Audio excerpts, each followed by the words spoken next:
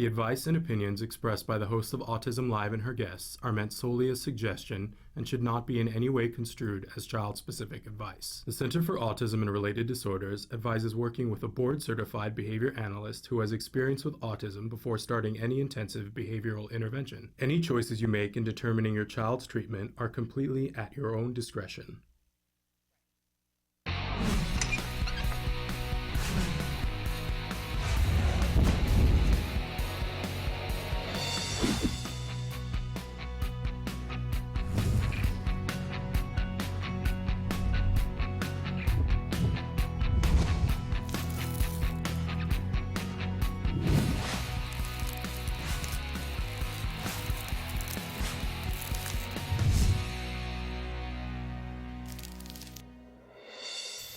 Good morning and welcome to Autism Live. I'm Shannon Penrod. We're webcasting to you live from the Center for Autism and Related Disorders headquarters in Tarzana, California. Welcome to the show. Before we do anything else today, I want to let you guys know that we are participating in a new study that is going to be done on programming having to do with autism, and we're inviting you to take part. So I'm asking for anybody who would like for their opinion to be heard. You're going to be asked to watch our show and potentially other shows that have to do with autism. You'll just have to answer some questions. You might participate in a Skype focus group. It will be very helpful to us, and it will be very helpful to other people who are doing programming having to do with autism. We also have, for some of you, the only people that can participate in the study, by the way, are people who are watching on Roku or watching on an Android tablet. Those are the only two ways that you can watch the programming. For those of you who don't have Rokus and who would like a Roku, we have a handful of them left that we're giving away so that you can participate in the study, but I need for you to contact us ASAP. Study is starting as we speak. So Emily's going to show you the address for you to write into us, but you can also contact us on the Facebook, say, I want to participate in the study. It doesn't take very long, and you could end up getting a free Roku from it. So please let us know if you want to participate. It'd be very helpful to a lot of people. And if you want to watch on your Android tablet, that's great too. We need some people to participate, and we need them today. So write in and tell us. All right, we are going to be with you live for the next 2 hours talking about autism from a 360-degree perspective, and we have a jam-packed end-to-end show for you today. Very exciting. It is the revolving door of really incredible guests, all of which I'll talk about in just a second. But I want to remind you that this entire show is meant to be interactive. We want your thoughts, concerns, opinions, ideas, questions. And there are lots of different ways that you can participate in the live show. So Emily's going to cycle through some of the different ways that you can participate. I'm going to remind you that if you go to www.autism-live.com, that's one of the places that you can watch us live. When you go there, there are some extra benefits. There are lots of resources there, including our blog, which you can click on at the top of the page. And there is a feature there, the white box that is now open 24 hours a day, 7 days a week. You can type whatever question, suggestion, comment you have, hit enter, and it shows up magically on my screen right here. There is no login. There is no cost for that. Nobody even knows who you are. No one's asking for a credit card. How refreshing is that? You just type in, hit enter, and it pops up right here. Now, the downside of that is that we don't know who you are. So if you want us to get back to you, you do need to include some way for us to get in contact with you. Otherwise, we'll just talk about it on the show, but we won't have a way of conversing with you outside of that. And that's fine. There's nothing wrong with that. But by the way, if you do give us personal information to get a hold of you, I have a way of editing that out before I share it with the audience at large. So your private information will never be shared on the show. Now, there are other ways to watch us too, and other ways to participate. Just at the top of the show, because it is October 1st, I want to remind all of you that you really want to sign up to get our free newsletter. You can do that by going to our Facebook page. While you're there, like our Facebook page and share it with your friends. But there is a place there for you to sign up for our free newsletter. It is a one-page document that comes to you that has information about things behind the scenes that you won't see on the show and links to different things that happen. And there will be lots of information about upcoming contests to win lots of free stuff. We were at a Toys R Us yesterday filming our segment for the Festival of Toys, and we came back with a bunch of free stuff and my office is about half filled now with free stuff that we're going to be giving out during the holidays, and you're not going to want to miss it. And the newsletter is an important component of that. So make sure you sign up. Free newsletter. We don't spam you. We just don't do that. And which leads right into the next thing. The reason why we don't do that, I am not an expert in autism, but I'm a parent, and I know how busy your life is and how you don't need your inbox filled with every little thing going on in the world. So that is my credential why I'm sitting behind this desk, because I have a passion for making sure that we help individuals who are on the autism spectrum, and that we help the caregivers and support people who are around that individual. Whether you're a parent, teacher, practitioner working with an individual on the spectrum, or you yourself are on the spectrum, we and I want to help you to get access to all of the great things that are available for you. I know it's not enough. Believe me, on a daily basis, I wring my hands about what are we going to do next. But the truth is, there are a lot of support services. There's a lot of resources. There's a lot of information that can help you on your journey, whether it's to find someone who's got answers to your questions, or whether it's to uplift you and let you know that you are not alone. This is the job that we take in very seriously. We take in hand every day. So, having said all of that, we like to start the morning with something we fondly refer to as the jargon of the day. This is when we take on one word, one phrase, one acronym, and we try to make sense of it in our worlds, assuming that we don't all have a degree in psychology or an advanced degree in autism. The jargon is intensive. No matter what age you were when you stepped into the realm of the autism community, no matter what your skill level was, you'll find that the jargon is intensive, and it can separate you from getting access to services and getting access to answers. So we want to take the jargon on just a little bit every day, make sense of it, and see if we can't stack these terms up so that eventually we get to the point where when someone speaks and uses these words, we understand it. That's really the goal here. And I see you guys writing in your questions more and more and utilizing the jargon and utilizing it properly. I'm so proud of all of us because I know this was not on my list of things to do in life, to learn all of these terms. However, we adjust, right? So today's term is something that's really difficult to understand, but really important to make happen with any individual who's on the autism spectrum. The term is tact. Now, I know what you're thinking. The first time I heard somebody talk about this, I was like, tact. Oh yes, I do want my child to be tactful. I don't want him to say things that are inappropriate in an inappropriate context. Well, that's one definition of tact, but at that period of time when people were talking about tact, my child had just begun to speak after having a great deal of therapy. And I was thinking, I'm really not going to be that concerned about him being tactful. At this point, let's have him say a sentence and be a part of a conversation that volleys back and forth at least twice before we worry about him being tactful, right? But tact in this sense has nothing to do with being tactful. So let's take a look at our actual definition. A tact. It is a verbal operant evoked by non-verbal discriminative stimulus and followed by generalized conditioned reinforcement. Yay. And this is why, my friends, we take on the jargon, because if somebody in a clinic or in a doctor's office said to you, we really want to get your child tacting, and you thought, I'm not going to interrupt them right now to find out what that means. I'm going to go home and look it up. And you write it on your little notepad, or you take a note on your phone or your tablet or whatever. I'm going to look up tact. And you look it up and you go, yes, I'm no closer to understanding. So let's take a look at what our working definition of a tact is.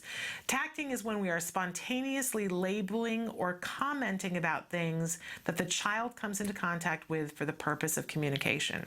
So we talk about labeling, and we want to teach a child that this is a pen, and we want to teach them that the expressive label of this so that the child can, when I hold it up and say, what is it? A child can go, pen. And I can understand them, right? We want to teach it receptively so that when I say to the child, give me the pen, the child is able to give me the pen. And we want the child to be able to point to it and go, pen, right? But that would be labeling. And we want to take it a little bit further. We want for the child to tact.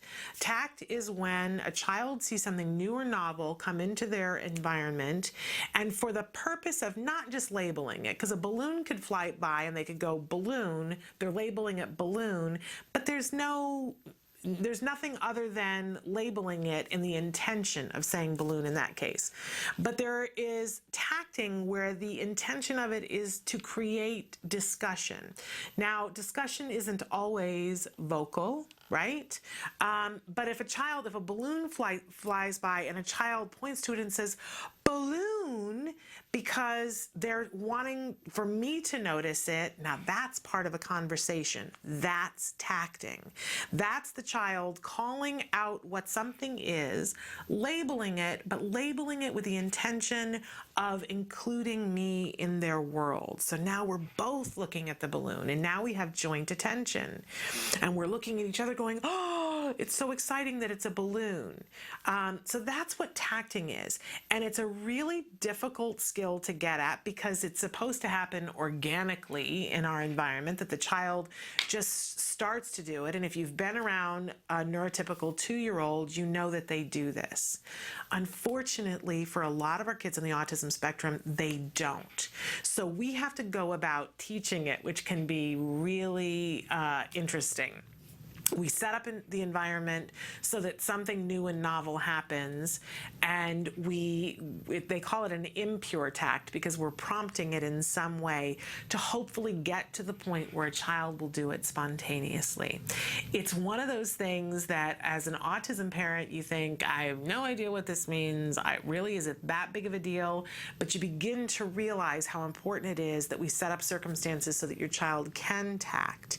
And when your child does for the first time, it is cause for celebration. It's like turn all the lights on, huge party, call everybody you know and tell them this is what my child did for the first time. It is one of those miraculous things that when it starts to happen, and it's one of those early skills that feeds in so many different ways on other skills. We won't get to really good conversation skills without having all important tacting. It's very exciting when it happens. So if you hear the therapist talking about somebody needing to learn how to tact, this is what we're talking about. Tacting. It's not the easiest thing in the world to understand or explain. And if you still don't get it, that's okay. You will eventually when you see your child doing it as opposed to just spontaneously labeling things. All right, we always have a question of the day for you. And I called in this morning and asked Emily to change the question of the day because I've got a burning question for you. Is the government shutdown affecting your autism treatment? I'd love to hear from you guys today. I think it's early days. Everybody's talking about the government shutdown and what it affects and what it doesn't affect. But my question to you is it affecting our autism families? Is there an individual who's out there who's watching who is home today because they weren't able to go to work, which that would, of course, affect your entire life. But I want to know from our autism families, how is this shutdown affecting you? And we'll have a chance a little bit later on to check in and see. I'd love to hear that it's not. I'm just going to guess that isn't the case, though. But write into us and let us know what's happening in your world and how this affects you and what you're trying to do. We know that autism is just a part of your life, but it's an important part of your life. So how is it being affected? All right, and we always have a topic of our week that we like to center much of our discussion on, and I'm so excited that this week we're really talking about treating the whole individual. I think so often as a parent, when you take your child into a doctor, a new doctor, or to a dentist, or any one of 1,000 people, if it comes up in conversation that your child has autism, sometimes it's just a thing that comes up in conversation. Other times it becomes the conversation stopper, because people stop looking at your child as a whole individual. And by the way, this happens for our adults on the spectrum as well. If you're an adult on the spectrum watching, you know that sometimes that, people then start to look at you as an adult on the autism spectrum and not as an entire individual. So we're going to be talking about this in a lot of different ways this week, about how important it is to see people for who they are in total. That autism is just one part of individuals. I'm an autism mom. That doesn't completely define who I am. That was a really important lesson for me to learn. And there are so many, I'm so blessed that I've gotten to know so many adults and teenagers on the autism spectrum. And they are individuals and whole individuals that are so much more than a diagnosis. And it's important that not only do we recognize that, but we put that message forward to the world and to all of the people in our lives, especially when they're education officials and people in the medical field that I feel are a little bit behind on getting this concept of treating the whole individual. So we're going to be talking about that with a wide variety of people this week. And by the way, how about treating the whole family? That's really what we want to talk about, getting help and support for the whole family as individuals. I'm really excited about this week.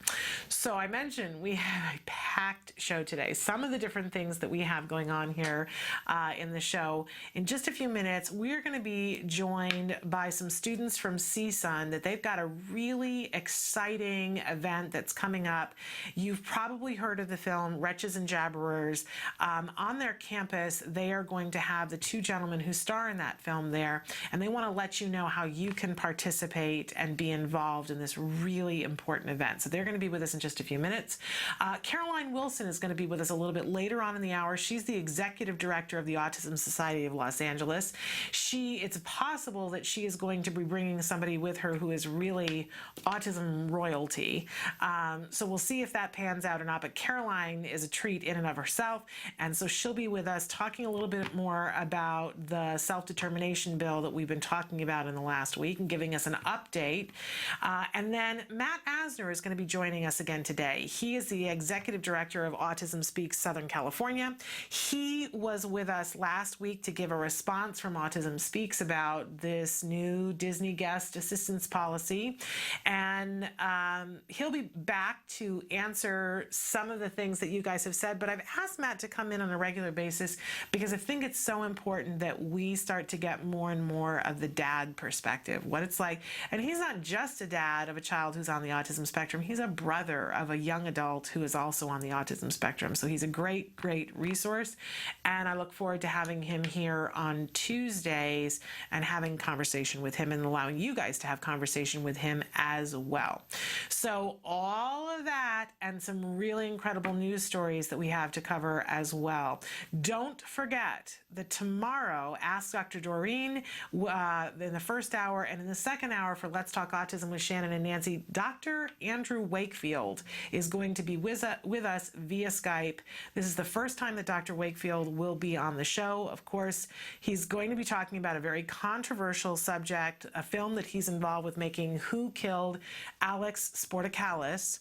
And as we've said before, Dr. Wakefield is no stranger to controversy, having been at the forefront of the MMR vaccine autism controversy. So he will be with us tomorrow. That's an interview no one's going to want to miss.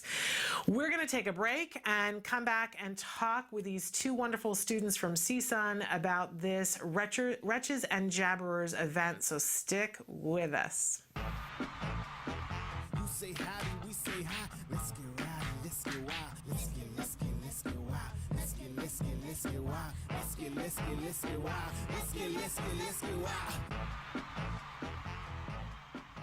Hi, I'm Lisa Ackerman. Welcome back to another What's Left in Cooking Friendly for Kids with Allergies. And what we're going to make today is a pizza crust. We got lots of emails, and I really appreciate all the feedback. A lot of folks have been asking about what pizza crust is yeast-free, no eggs, and no gluten and all the other fun stuff. So we're going to take that challenge head on. And if anyone who likes New York type style thin crust pizza, ooh, that's what we're going for today. We're going to start with 1.5 cups of almond flour. Now for folks who have allergies with nuts, there's a great bread pizza crust mix from Anna's that I really like. It's another great alternative for people who are avoiding a lot of carbs and sugars. So I like this one as well. So Jamie's going to get the flaxseed meal going, and now let's talk about the starches. What's really important about this recipe to get that crisp New York style pizza crust is arrowroot. I love arrowroot starch. It has a lot to offer for binding and pulling this recipe together. And I also have my coconut oil. I'm a big fan of coconut oil. You've heard me talk about that many times. Next, we're going to add in our spices. I like a little spices. If you've got a kid that doesn't like spices, it's okay, but I've gone really light in the oregano and basil. So we're going to go ahead and add that in with the baking soda. And for folks who like a little sweetness, I do like maple syrup a lot. But you can just add just a wee bit for flavor.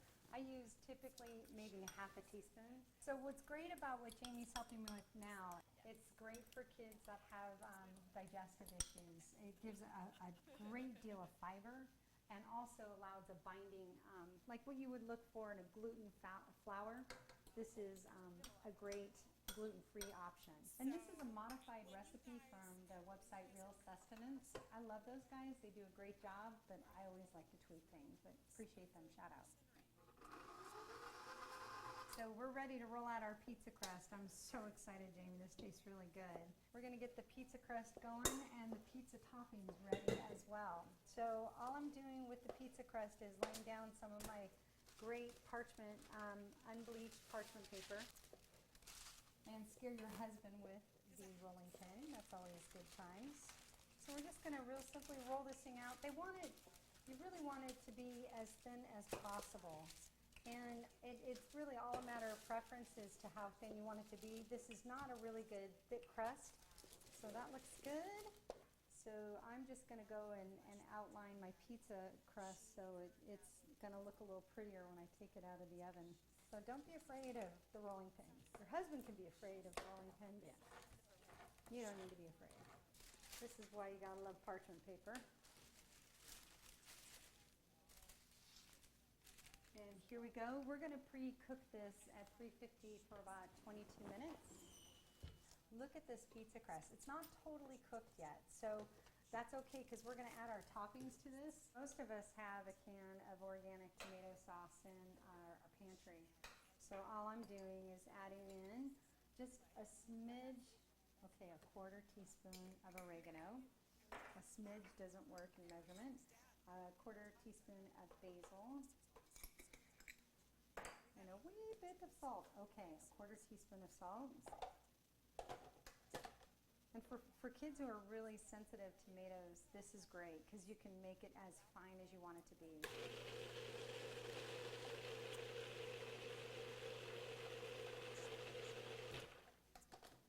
That's great.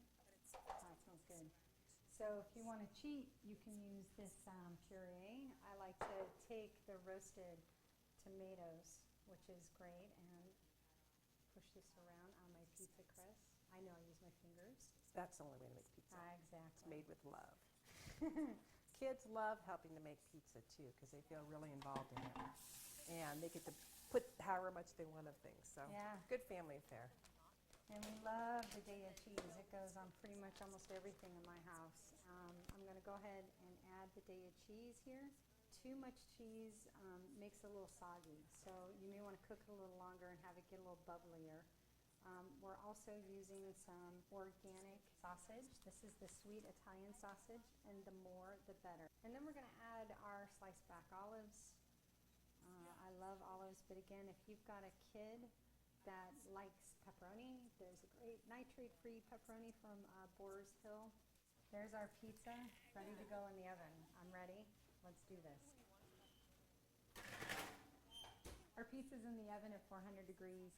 You can go anywhere from about 25 to 30 minutes, but again, you really want it bubbly and cooked.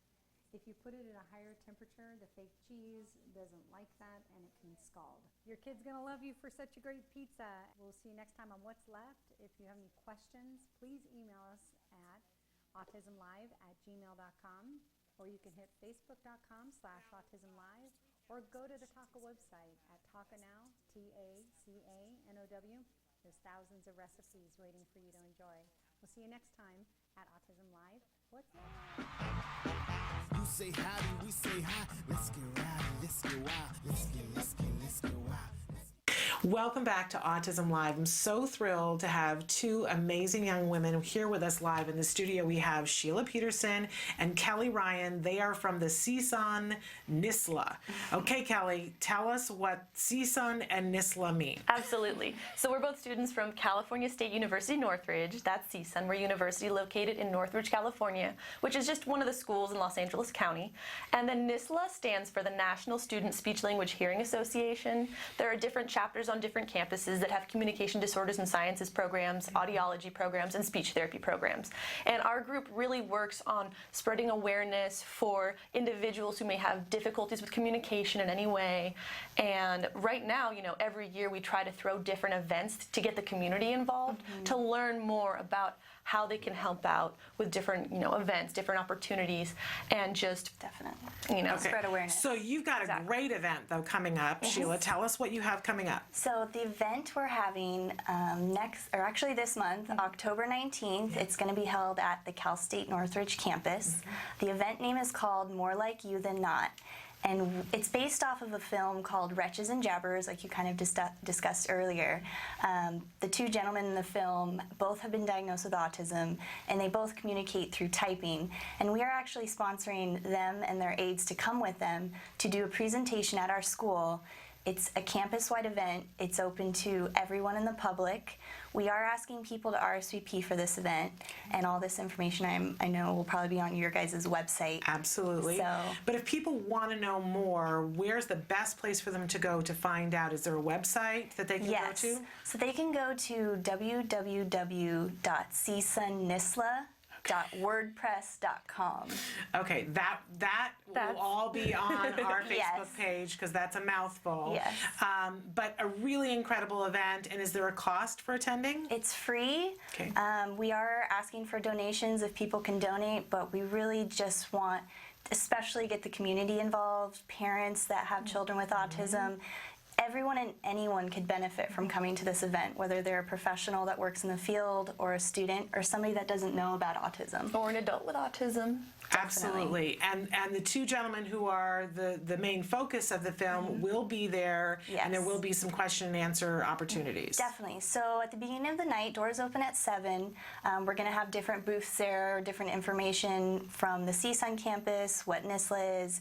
People are going to be seated, and then we're going to have Larry do his own presentation, and then Tracy do his own presentation. Exciting.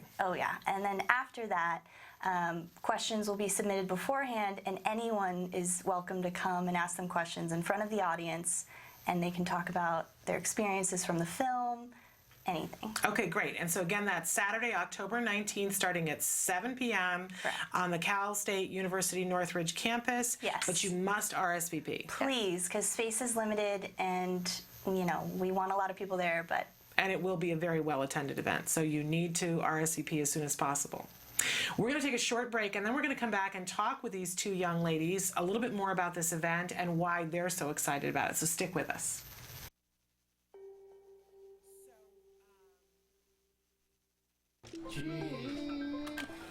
And Tracy Peterson from Barry, Vermont. My name is Barry Bissonette. I heard that you traveled around the world, but what is the purpose of this world tour you're doing? To know people knowledge, disability, to possibly breathe. What would be the one thing that you would want people to understand about you? I was so excited to hear that the film was actually going to happen. I had brainstormed the film idea, and here we are.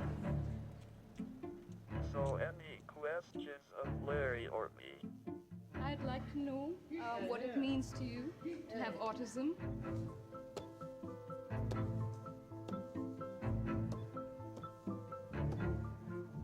I was trapped in their body that didn't work right and was, and not be able to let people know.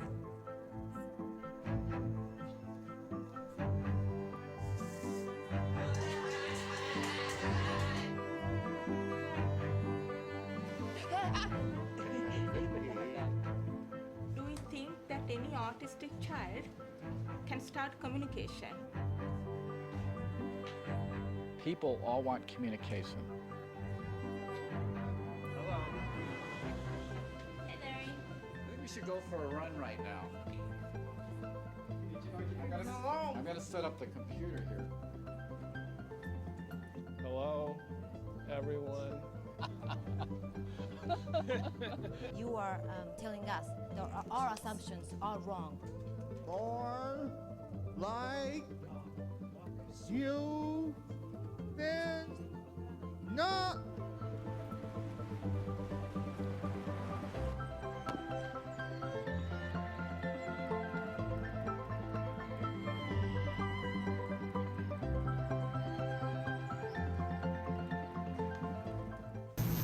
Welcome back to Autism Live. You were just seeing the trailer from Wretches and Jabberers, and we have with us in the studio right now Sheelah Peterson and Kelly Ryan from the CSUN NISLA.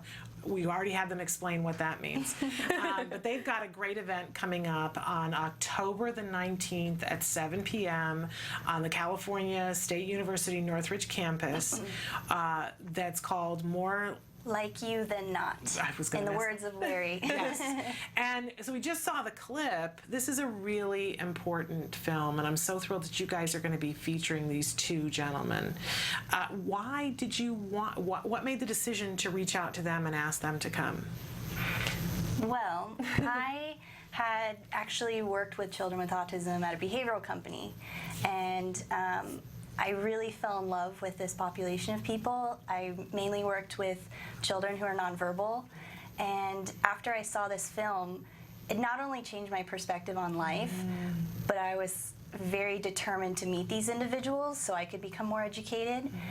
Through CSUN NISLA, we were able to contact them and orchestrate this event. So I think a big reason why we wanted to do this event, and especially have the community involved, was to really spread awareness and educate people. Because if we can start doing that, the assumptions that you may have with people who are nonverbal, what it comes down to is communication. If you're unable to communicate, your intelligence will be questioned automatically. Yeah. And this is an assumption. Which is unfortunate. It is. And it's something we need to change. Yes. And this event is going to do just that and more, so much more.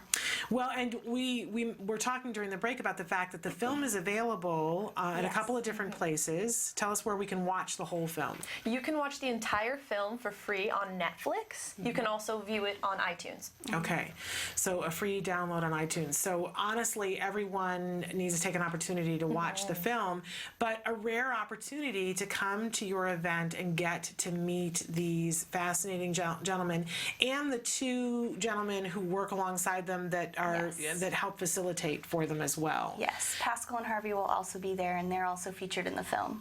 So a remarkable and rare opportunity. Now, Kelly, Sheelah told us a little bit about why she was excited to see the film and how it impacted her. I want to hear from both of you about why you chose this field to go into. Okay, well, I chose this field when my husband suffered a traumatic brain injury. He took me with him later on to the rehab center that helped him, and I got interested in the field of speech-language pathology. Upon graduation from my undergraduate program, I started working for a vendor of the regional center in Los Angeles County. And so I'd been working in early intervention with young children before they get a diagnosis of autism and working directly with families. And so I have such a warm place in my heart for children who eventually get a diagnosis of autism, families, what they have to go through. I love being a part of that process, working together in the home. And after Sheelah showed me the documentary, I knew absolutely we needed to show more people in our community in Los Angeles, in California even, just how incredible individuals with autism are. Because Yes. before I started working for a vendor of the regional center, I had no idea about what it meant to have a diagnosis of autism.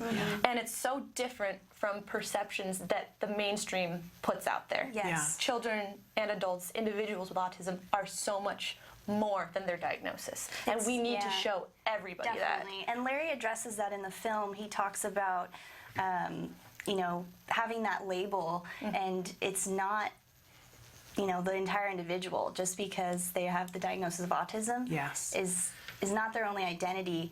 And, you know, now that they're able to communicate, they can fulfill their purpose in life to advocate for others that haven't found their voice. And that's something that I want to do as a future speech pathologist with children and adults, because we have not tapped into all of the gifts that these individuals have. And as a society, we need to do a better job at that, because these children 10, 15 years from now, they're going to be adults, and they have so much to offer our community. Well, it's so thrilling to have you guys here and to hear you talk with such passion. I know that there are a lot of people who are watching there are parents, teachers, practitioners, and individuals who are on the autism spectrum, and having you guys talk with so much passion, it's very hopeful. I think this event is wonderful, and I'm hoping that our audience will RSVP, that they're going to come to this event and have a wonderful opportunity to, you're not showing the whole film, but you'll show clips from it during the different presentations that are happening. But you can watch the whole film yourselves on iTunes or Netflix right now. I definitely would try to watch the film beforehand, just so you know their stories, and you can have questions ready for them. Absolutely. And they'll be signing, we're going to have DVDs being sold there, so they'll be there if people want to take pictures with them or have autographs from them. When we were showing the clip, you both got so excited, and you were saying, I can't believe we actually get to meet them, because it was almost like they're like rock stars to you.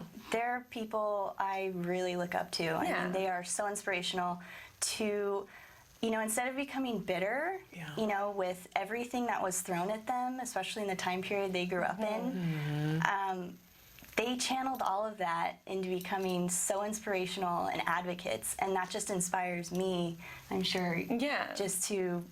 Well, you guys inspire me. When do you guys graduate? When are you done? Oh gosh, well, I'm going to be done with my undergrad in communication disorders this spring, and then I will be applying to the Cal State Northridge grad program for speech pathology. Okay. And I'm in the graduate program now. I will be graduating in 2015. Okay. That seems like a really far away, but it really isn't. It's around the corner. Pretty exciting. And ultimate goal for both of you, speech and language pathologists? Yes. And you want to work in a school setting, or what turns you on in terms of that? I am so intrigued with the hospital setting. Okay. And I'm really intrigued with older population, but I also love autism and AAC devices and communication, so who knows what I'll be doing. I want to have my own early intervention center for families of children with autism to come to. I'm so inspired by the families I work with now. I want to have a place for people to come to and feel comfortable and to find resources. So for sure, that's what I want to specialize in. Well, maybe I'll come work for her. There you go. There you go. You're remarkable young women. I think this is a great event that you guys have made happen, and we can't wait for the day of. But again, RSVP. We will have a link on our Facebook page so that you can get there, because it's kind of lengthy. But this is an event, if you are in the Los Angeles area, you won't want to miss. Saturday, October 19th. Thank you very much, ladies. Thank you so much for having us. Thank you. We're going to take a break, and we will be back with some more special guests. Stick with us.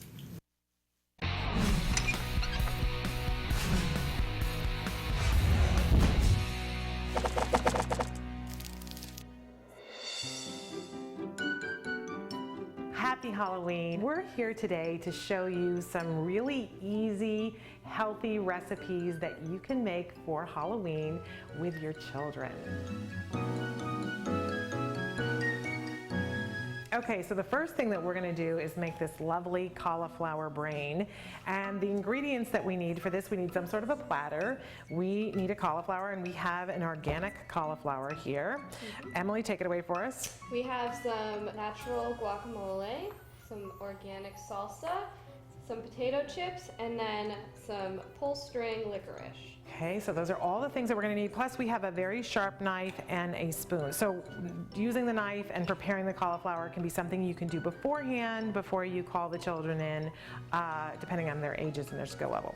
All right, so we're going to pull the leaves off of this and put the pieces away. You can compost them if you do that sort of thing, or just throw them away. You want to remove all of the green. This part might be fun, actually, for the kids. It's a difficult one. I'm just going to slice this part off and pull some more of the green out, because there's no green on the brain. But one key thing here is that we want to slice off just the tip here so that it's going to sit flat like a brain. And this is the point where the kids can be really helpful. If you have it already measured, and that's about 1.5 cups of salt, so whatever size platter you're using, and you can have them dump it right on the plate, and that's a pretty enjoyable part of it. Swish it around. Okay, we can put the cauliflower right in the middle of it. And you can see how easy this is. Super duper easy. Has big impact if you're doing a Halloween party. But it's also having fun with your veggies, something that we want to do with the kids. And we can take the chips. I'm going to let you do that with the licorice while I throw some chips around the plate. And these, by the way, are organic, oven-fried, no-salt chips. You can use whatever you want, but we want to keep this as healthy as possible. And she's laying those laces around so they look like the veins of the brain that has gone bad. You can see it just takes a couple of minutes and you end up with this lovely, delicious, healthy brain for the children to eat. And it looks good on the table too. Tastes good too, doesn't it? Mm-hmm. Awesome. Right now, what we're gonna make are hot dog mummies. These are really fun. You can see our finished ones over here. We only need a few things for this. We need some hot dogs. Right now we're using organic chicken hot dogs that are fully cooked, which is a wonderful thing. We have some mustard. We have some all-natural crescent dough on a plastic sheet that we can roll it out on. We have our rolling pin.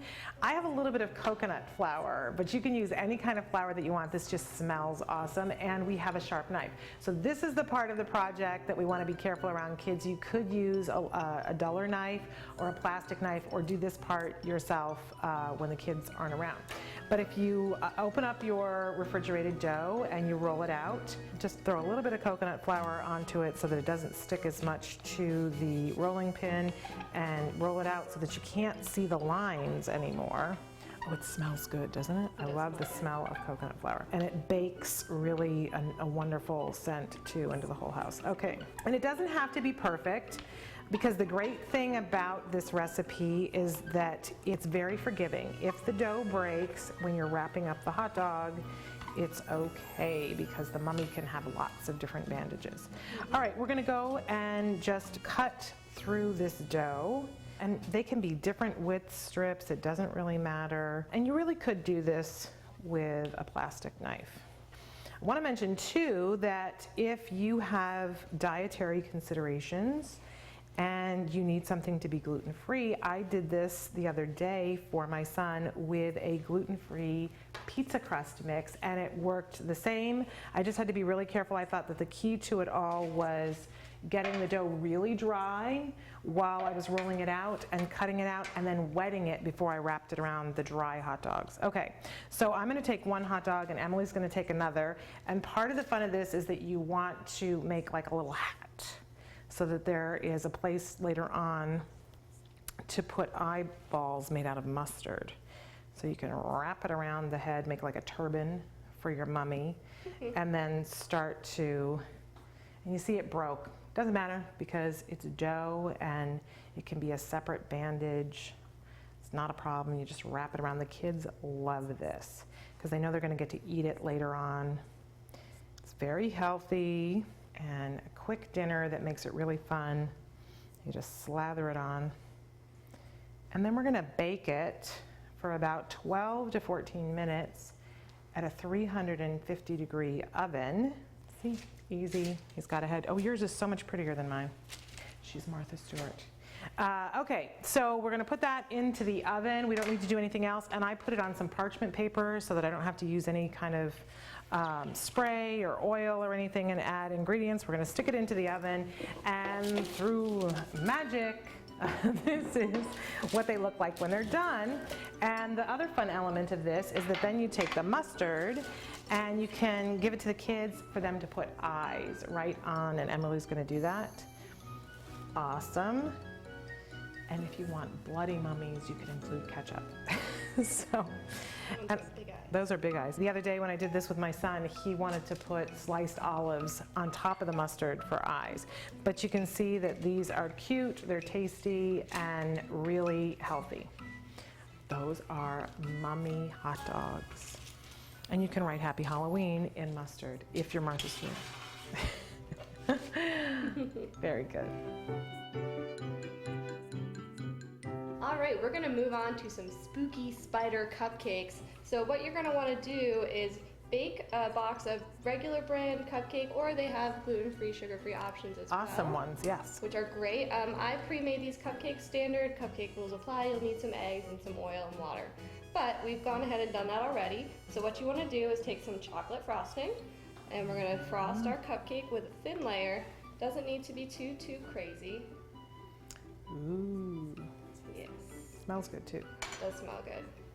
And then we brought some blue sprinkles, and these are naturally colored with vegetable juice, correct? Vegetable juice, blue. Which is fantastic. And so these are blue, and then we're gonna just sprinkle the top of our cupcake here.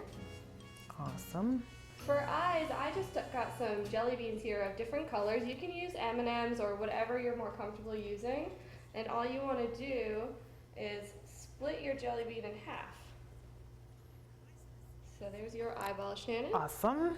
I'll have orange eyes on mine.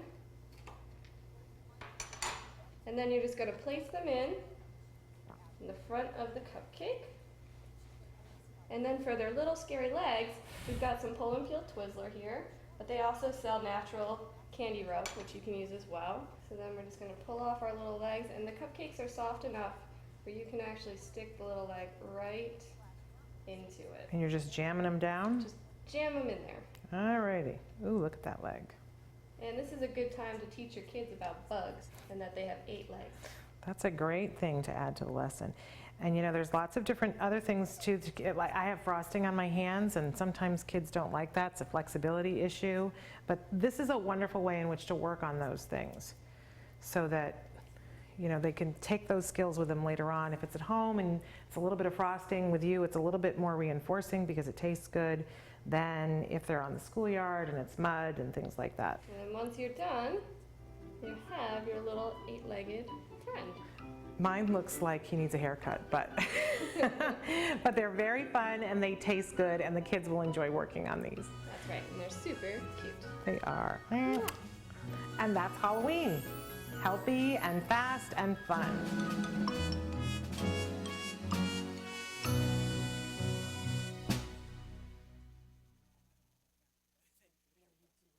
Welcome back to Autism Live.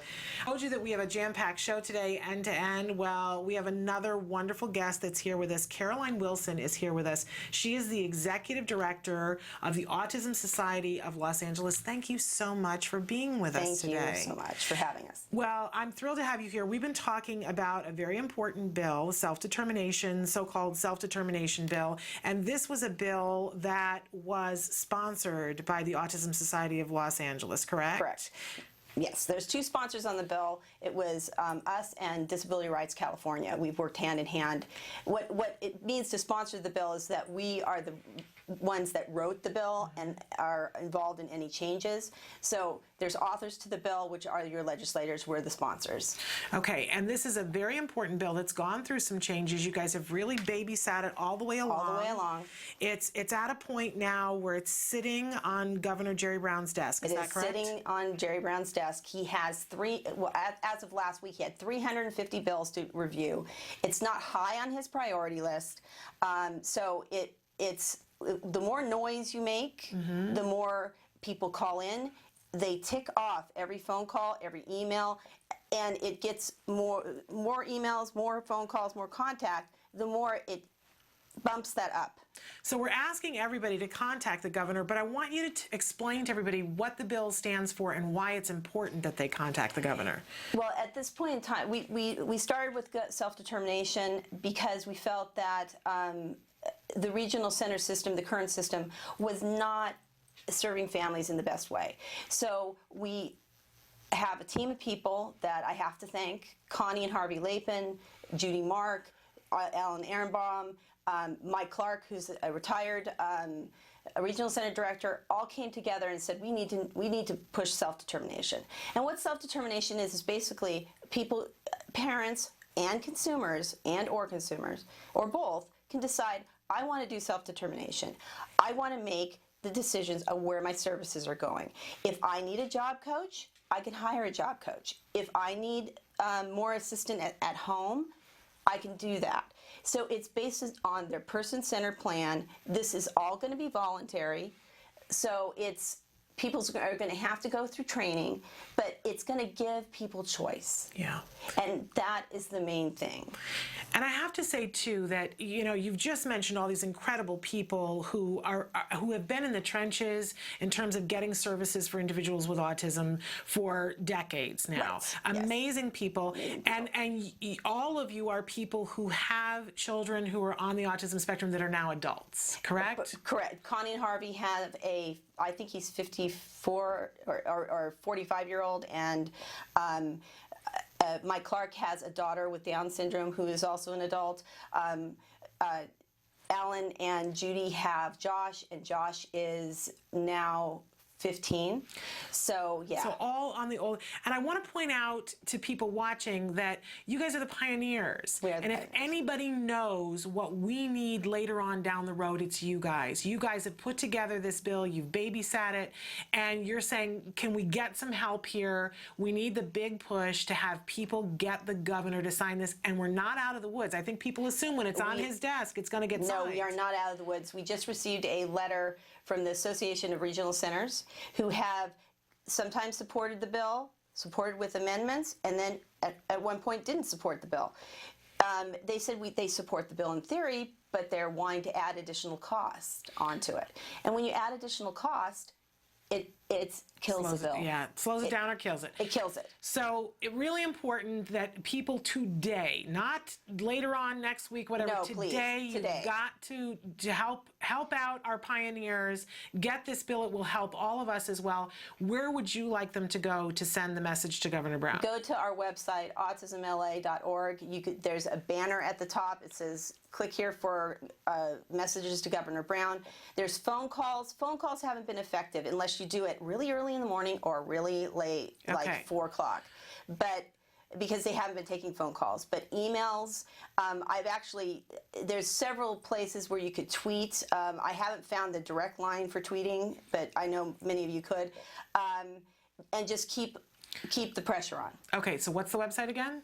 www.autismla.org. Okay, I challenge all of you, do something nice for somebody else. It'll help you in the long run. Yes. We're going to take a break right now, and then we're going to come back and talk some more with Caroline about why this bill is so important and some ins and outs of it. And then she's got some interesting information for us, an update, if you will, about the Disney Guest Assistance Pass. Some information that I think you're going to want to hear about, so stick with us.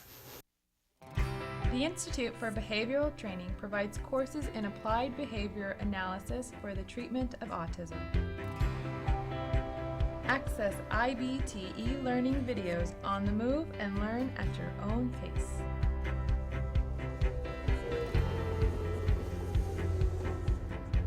I'm going to talk a little bit about intensity. IBT e-learning makes any location your classroom on the go. So our objectives for today are to really learn what is autism and how is it diagnosed. Get professional guidance with IBT face-to-face training. IBT face-to-face training courses prepare you to effectively implement ABA-based interventions. Choose between small group and one-to-one instruction. Earn BCBA supervision hours via one-to-one video conferencing. So I had a chance to review your BIP today. You know what? It looked really good. You did a good job with it. IBT, continuing education courses. Earn credit through webinars, conferences, article reviews, and e-learning videos. You can learn more at ibehavioraltraining.com. IBT, 360 degrees of ABA training. Autism Live. We have a very special guest here in the studio with us. Caroline Wilson is here with us. She's the executive director of the Autism Society of Los Angeles. So thrilled to have you here. We've been talking about the self-determination bill, and I think there's some confusion for people about why this is so important. So you have a story that illustrates for us what the self-determination bill can mean if it's there and what it can mean if it's not there. Well, one of the issues is choice, and there's all of you that have worked with the regional center system, particularly in California, because we are the only state that has it, there is a long bureaucratic process to change vendors if something is not going right. We had a pilot project that happened in the 1997 where 200 families were able to go and get self-determination. Well, it was a lottery, and one of the parents from the same regional center got in the lottery. The other parent did not. The other parent was not able to get her son behavioral intervention, and he went on to having multiple medicines placed on him, and with the result of which he unfortunately passed away. Now that's extreme, but then the flip side is the mom that had the choice was able to hire the agency that works well with her kid. He was able to get the intervention he needed, and then he was able to go on and be able to go to college and get a job. So, you know, being able to have choice and have the ability to go and really make a plan and execute that plan is what self-determination is all about. Yeah, and I correct me if I'm wrong, but I get this sense about it. I know so many of us who it's a wonderful thing to have the regional center. We need it to is say absolutely that. a wonderful. We are so blessed to have the regional we center. absolutely are. And I know there are many people in other states and in other countries who are like, oh, we wish we had a regional center, right? Right. But even within the regional center, sometimes it's frustrating because you're that close to being able to get care for your child, but there's something about it that doesn't fit, or it would make more sense if, and fill in the blank. Well, and we've had that happen, and my daughter, who Eliza, who is a staunch advocate for self-determination, had this happen to her, where the regional center was saying, well, we have this program over here, and it's at Long Beach City College, and you need to go to that program. Well, she doesn't want to go to that program because it doesn't have the classes she wants. Mm-hmm. She wants to go to another program, but she's going to need much more support because it's out in the valley, and we live in Long Beach. So she went to her legislator and told him this story. She goes, I'm an adult. I should not have to go and pick one college over another based on the support I need. Yeah. So that's the key, is just being able to have the choice and making those decisions and working a plan. And there's a certain level of common sense about it too.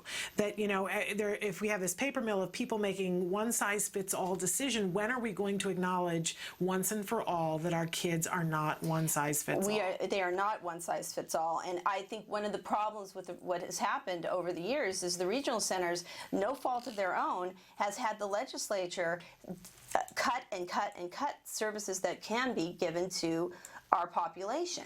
So it's not because they don't want to give it. A lot of times they can't give it. So this is another wonderful thing about self-determination, is because if you need somebody to go and do recreation with your kid, you can do that. It opens the door, because what has happened is the door has been narrowed down to millimeters by our budget cuts. Absolutely. And so it's really has impacted how people get services. Absolutely. But want to remind everybody that the way that you can help out today is by contacting Governor Jerry Brown, and really all you have to do is say, I support the self-determination bill. 468. I support Senate Bill 468. Okay, so it can be that easy. That easy. And the way that they can get all the contact information is by visiting your website. Emily has it up on our screen right now. And you do not have to live in the state of California to call or to write in or email or tweet. No, because all they're doing is checking. Yes. And one of the things that everybody should know, and we didn't realize this when we started this process, is this is the only self-determination bill that will be going enacted into law. And we say this on the show all the time, you know, when you think to yourself, all right, why are you talking about California? I live in Oklahoma, or I live in India. Why is this important to me? And we've seen it time and time again as one state goes, so everyone follows, especially when it works. There's a level of common sense, and then your state or your country will be able to point to and say, look at what they were able to do here. Yes. So if you don't think that this involves you, it does. It does. And if you think that it's really particularly important for our older kids on the spectrum, and if you don't have an older kid right now, wait around, you will. They do. I will say that they do grow up, yes. Yes. But it also will help the younger kids too. Absolutely. At least once a week I get a family who will write in and say, we got a vendor in the regional center and we want to move, and we're going through a nightmare being able to move our services. Exactly. This would eliminate some of that. It would eliminate some of that, yes. And for every parent who has ever sat there and said, I have to make a choice right now and I don't know what I'm choosing between, I wish I had a crystal ball, because once I make this choice, I'm locked in. It would free some of that anxiety up. Absolutely, that I have to hold on to services that I may, they may not need as much, because if I let them go, I'll never get them again. Yes. And that's a huge, huge fear. So we're not using resources the way we possibly could be, because people are holding on to them because they're afraid if they let them go, if they need something down the line, they'll never get it back. Yeah, so very fiscally responsible, this bill. Make sure that you go to that website and follow the process, whatever works best for you, whether it's phoning in the morning or late evening or sending an email. But in the middle of the night, have your aunts, uncles, cousins, share it on your social networking. Everybody do it. Okay, really important, and today is a great day in which to do it. You'll feel better about yourself after you've done it. Monday is a good day.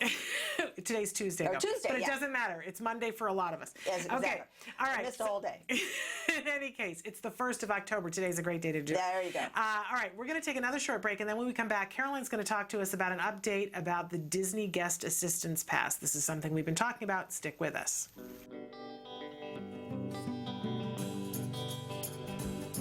I know a cute little blue-eyed boy, and his name is Jack. Jack Riley. He got a big, warm, blue-eyed soul that makes your heart beat fast. Yes, I do. I say Jack, Jack, Jack is my buddy. Jack, Jack, Jack is my buddy. Everybody around is so down with Jack.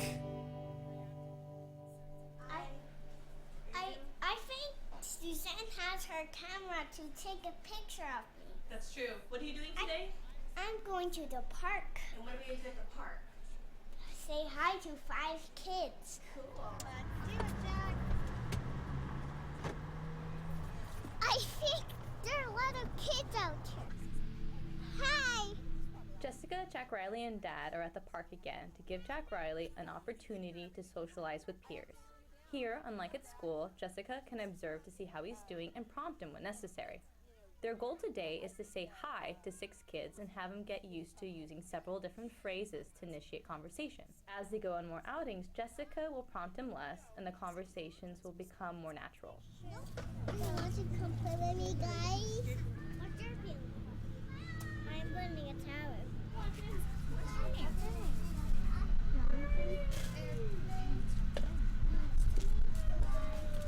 I found a rock. I used to be terrified to come to a park. How old is he now? He's 4. He's 4. Since December. Yeah, we had issues and doubts with him at some point.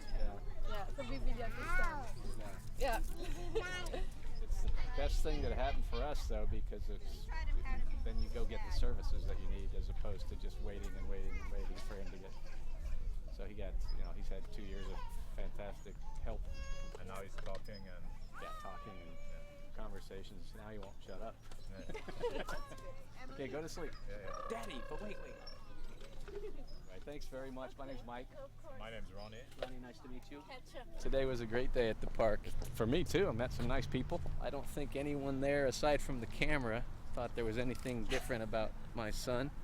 No, what made today so good? Just he was playing with other kids. He was engaging. I didn't think about the A word, autism, the whole time. I was just thinking, there's my kid playing with other kids. That's a lie. I always think about it, I guess, but I don't know. He was calm. He was having fun. I've seen the last 2 days. I've seen joy on his face for extended periods of time. I don't know. He's making progress, man. Welcome back to Autism Live. We have with us in the studio right now Caroline Wilson. She is the Executive Director of the Autism Society of Los Angeles. Thank you so much for being here. And we wanted you to stick around for one more segment because you have an interesting update about the Disney Guest Assistance Pass. Yes, the Autism Society of Los Angeles kind of has taken a on-the-ground stance with this, and particularly our government relations chair, besides doing self-determination, she's working with Disney. One of the things that we will be doing is we will be meeting people who are wanting to take their kids on the 9th and the 12th. We will be identified by shirts, and we just want to make sure that we get the feedback. Does the system work? If it does, great. If it doesn't, then we need to go in and give feedback to Disney, and they are very, very open to that. We've been working with their disabilities department, and they really want to see, how much does this matter? Right. And we know it matters a lot to people, but they have kind of put a one-size-fits-all solution to a very complex problem. Absolutely. And for those of you who are just tuning in and your guest assistance pass, for years there was a pass that we could go and get that sometimes made the ride line shorter, sometimes didn't. Sometimes didn't. It gave consideration to individuals who had individual needs. There were several different passes for different needs that you could get, and it made it so that Disney was the happiest place on earth for all of our kids with autism. Yes, because you go into the handicapped portion of the line, and the lines are much shorter. So and it's more open space, not as confined. So what the new proposal that they're going to be enacting on the 9th is that there's going to be kiosks around Disneyland, and you're going to go up to the kiosk after you get your pass from you still have to go to the main city hall. You get your pass, you go to a kiosk and say, I want to ride, let's say, Space Mountain. Oh, that's a 60-minute wait. Come back in 60 minutes and I'll give you the pass to go on. So not only are you waiting in the kiosk, you're waiting for the ride. You don't have to wait in a line per se, but you have to go and tell your child who is having a meltdown because they're not going on Space Mountain now, that you have to wait 60 minutes. Yeah. It's a lot of delays. There's a lot of delays. Potential for more standing in line as far as I'm concerned. Absolutely. Standing in line with the kiosk, standing around waiting, trying to fill that time because you won't have the guest assistance pass to go on another ride. Yeah. Now, this will work for people with physical disabilities.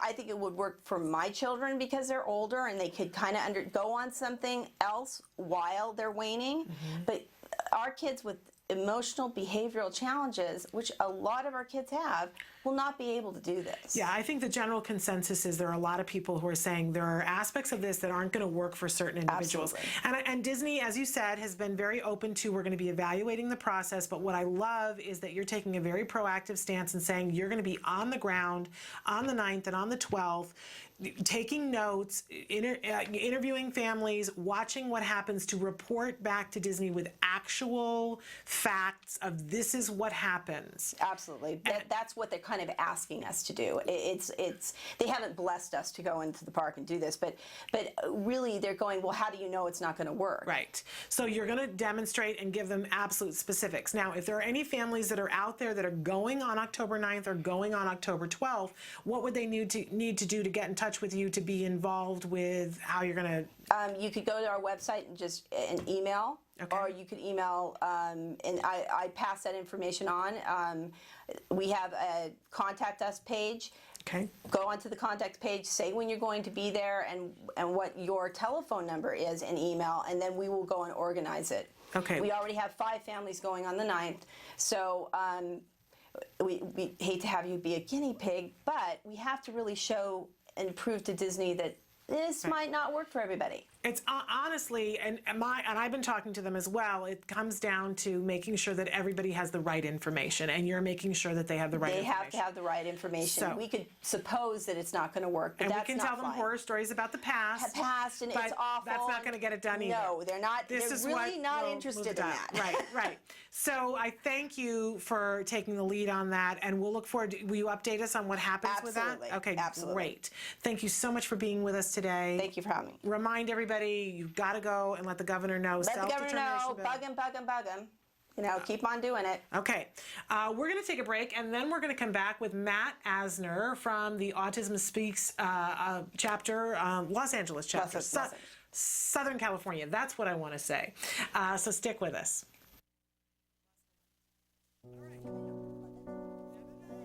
When you find out you're having a boy, you always think like, oh, he's going to play football, he's going to do this and that. And then when he's diagnosed, all those things get washed away.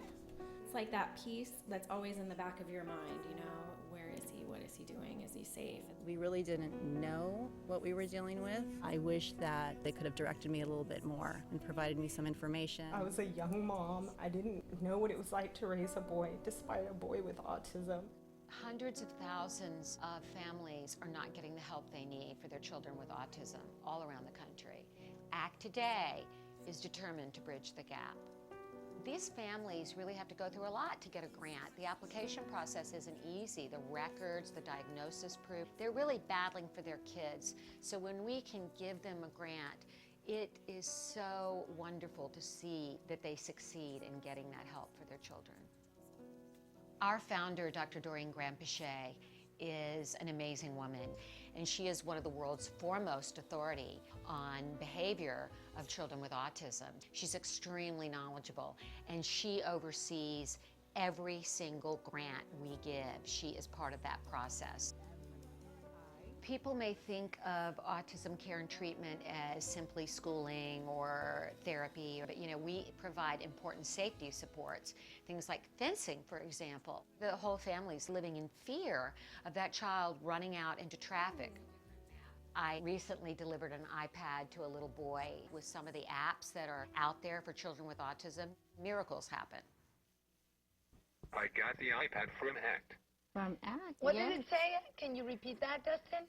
I got the iPad from ACT. We have helped so many military families, and when I think of these brave families that are fighting 2 battles, one to protect our country and one for the right treatment and care for their children, it breaks my heart, and I think we have to do more as a nation to help them.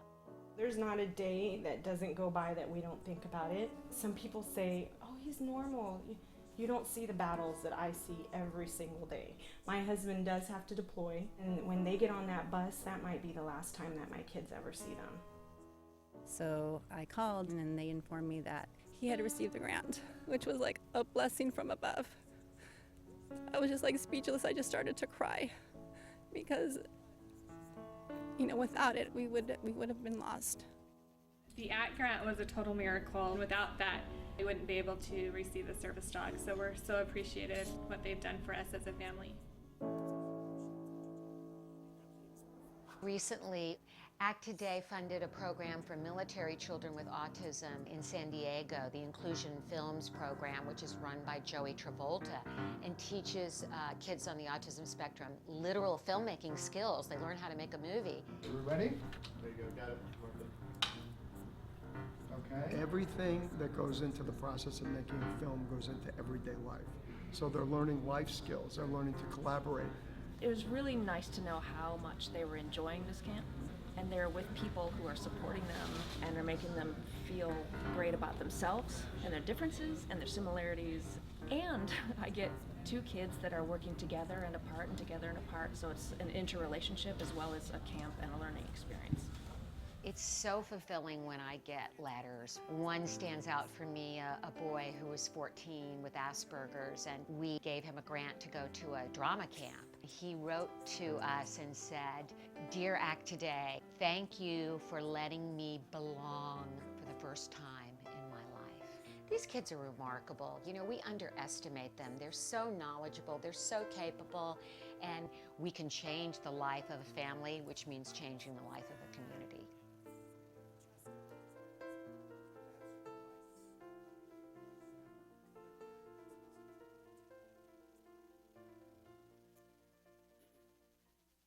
Welcome back to Autism Live. I promised you we were going to have end-to-end fabulous guests, and I'm keeping that promise. We have with us right now Matt Asner. And Matt was with us last week. He is, correct me if I'm wrong, Executive Director of the Southern California, Los Angeles chapter of Autism Speaks. Am I even Southern close? California chapter. Just not Los Angeles. Okay. No, it's bigger. It's bigger than that. It's bigger. It includes Los Angeles, but it's bigger than Exactly. that, as so many things in life are. So thrilled to have you here. Excited I wanted to take just a second as we start with Matt. He's got some really great, exciting news for us. But we did have a comment based on some of the things that you said last week, and I wanted to give you a chance to respond. Mhm. Somebody wrote in and said, completely offended that he, Matt, you, suggested that parents only get involved when it's for entertainment. I'm involved in what's going on with my son's school, school district, regional center, and much more. Most of my involvement is at a local level, which is not really going to make huge on the news, not any less important. The Disney issue is a nationwide issue, and parents are involved because they should. What they may be doing is wrong. They go in to talk about why that might be wrong. But I know when I read this, my response was, I said, you know, I know Matt, and I know how tirelessly he works and how much he supports parents, and he knows how involved they are. You're a very involved parent. So I said that on your behalf, but I thought you should have a moment to respond to this parent and, Absolutely. and Well, make clear. And actually, I can say, I came into this because I'm a parent that's concerned, and I worked really hard as a volunteer before I joined Autism Speaks as an executive director. And one of the most frustrating things for me is I feel like we're working in a vacuum sometimes. And I think that I meant no disrespect to anyone who is working for their children and is trying to get things done. Not what I meant at all. Yeah. What I meant was, if we take the energy that we're putting behind this certain issue that we're talking about, and address other aspects of what's wrong with our world, I think we would be in a much better position. That's what I'm saying. Yeah. I'm not saying that people don't work for their kids.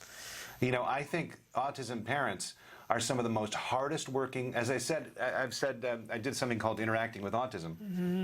I don't know if you've seen that yet. We had them on the show talking about it. It's amazing, and I was really proud to be a part of it. And one of the things I said is being a parent of someone with autism is a 72-hour job. It is a constant battle. Yeah. You are constantly under siege. And one of the things that surprised me most when I started working in this field was how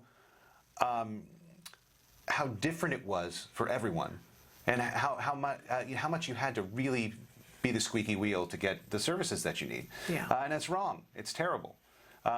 So my statement was just, I would love to see collectively,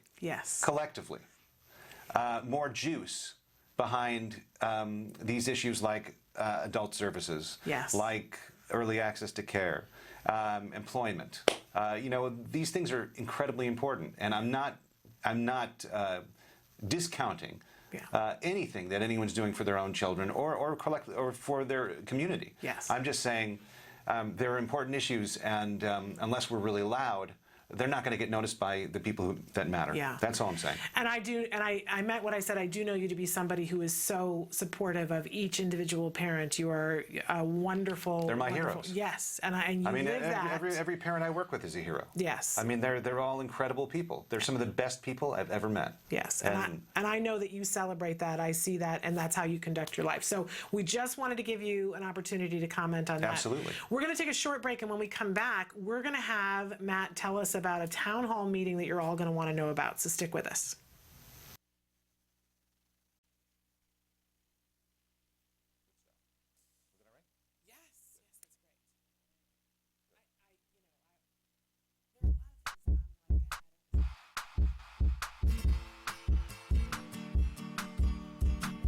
guys, welcome back to Smarty. For this month, I figured we're going to do a super special portrait that is in the theme of October, which means spooky eyes that follow you as you walk around.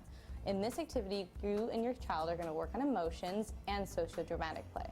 So let's get started. The materials you'll be needing are a camera, a ping pong ball, X-Acto blade, tape, and a marker. And if your kids are up to it, props and costumes.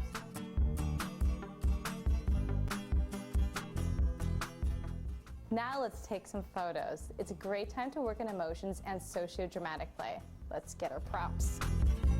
See all the colors in the sky tonight.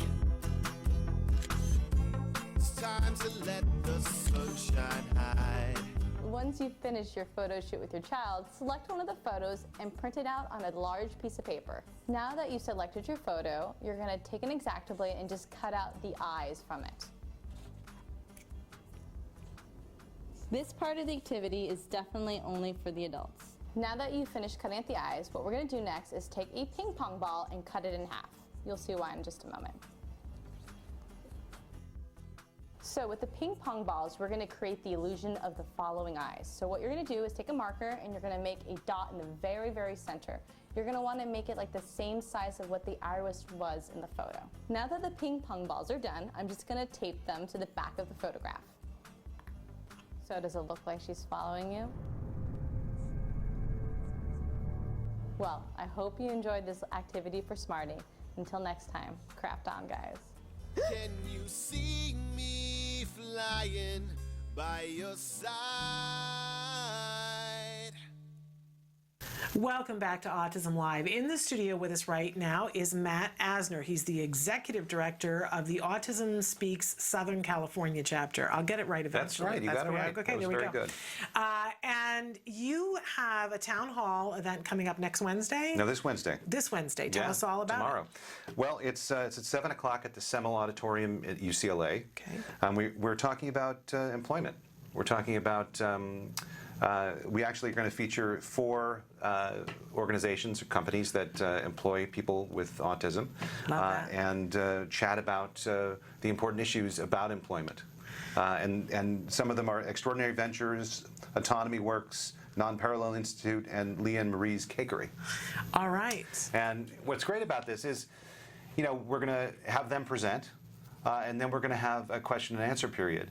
Wonderful. Where people can really kind of engage with our adult services team, Leslie Long and Marianne Sullivan, and then really kind of we can have an open conversation about what's important in that field. So I'm hoping that everyone can come out and take part in that. So it's one of the biggest issues of our time. Right, absolutely. I mean, the employment rate for anybody is high right now. Unemployment rate, excuse me, but for individuals on the autism spectrum, in the 90s. Yeah, it's crazy high. Astronomical. So. Free event, town hall, opportunity to speak, and we heard some refreshments. How do they have to RSVP to get to it? Yes, they do. They can RSVP, and of course my phone shut down. Of course, because we're live, and that is recorded. Well, we'll get back to that, but I imagine that there are an awful lot of people that have questions about how do I start the process of getting my child to be working. This is a great forum in which to investigate. This is a great place to find out about that. Yes, absolutely. But I would also like to argue that if you have a business, if you're out there and you have a business, that this would be a great event to attend and talk about what are the benefits for a business or a company in hiring individuals who are on the autism spectrum. Exactly, because these businesses are going to be talking about that. They're going to be talking about what the benefit is. Yes. So I think it's important if you do have a business and you're interested in engaging people like that. I think that's a perfect place. It's a perfect place to come and learn how to deal with that. I have to say, we have Joey Travolta on the show from time to time from Inclusion Films. They're going to be there. He's a pretty incredible individual, and he says, you know, you'd be crazy not to hire individuals on the autism spectrum. Dedicated, hard workers. They're going to show up. They're going to follow the rules. They're going to be incredible works. And we, for a period of time, had an intern from Inclusion Films here working on the show, but it was very brief. You know why? Not because they didn't work out, but because the networks hired them away from us. I know. And that's true. And they are some of the hardest working people Yeah. It's Attention to amazing. detail. Exactly. I mean, kind of the ideal employee. So lots of good reasons to hire individuals who are on the autism spectrum, and what a wonderful event in which all that's going to get discussed. Yes, I'm really proud of it. I think it's something that I've wanted to do for a long time. And it's happening this Wednesday. Okay, so will it be videotaped for people who are watching us who are around the world? Will they, or is it going to be? I wanted to stream it. I was just going to say. I wanted to. What a great wanted thing. to, but I don't think it's going to work out. But Okay. But we are going to videotape it, and Okay. I think Joey and his crew are going to videotape it, and nice. and so we'll have it out there hopefully soon. Okay, fabulous. And this is something we're doing across the country. This is not just happening in LA; it's happening all over. I think we did one in Philadelphia last week. Okay. So if Autism Speaks webpage is huge, I can't even guess how many pages there are in there. Oh, so hundreds. If people are watching in New Jersey and they want to find out if there's going to be one of these town hall meetings in New Jersey, where on the Autism Speaks site are they going to go? Well, they can go to the front page, and they'll probably find it on the front page. What I want you to do, though, is if you're interested in having one of these in your area, okay. Write adultservices@autismspeaks.org. Okay. And also, if you want RSVP for Wednesday, yes, they can write adultservices@autismspeaks.org. Okay, adultservices@autismspeaks.org. Yep.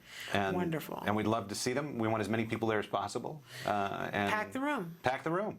Why it's not? Gonna be great. It's a great topic. I'm thrilled. And we're getting deeper and deeper into it. Okay. It's one of our initiatives, and I'm excited about it.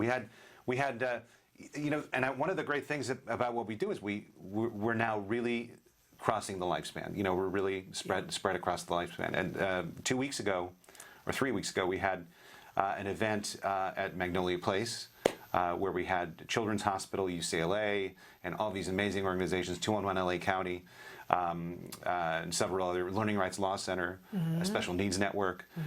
We all came together and we had a screening program, a screening event, where we screened 90 families. Wonderful. And gave them a roadmap to take once they left there. Regional centers were there. Wonderful. So they did intake there.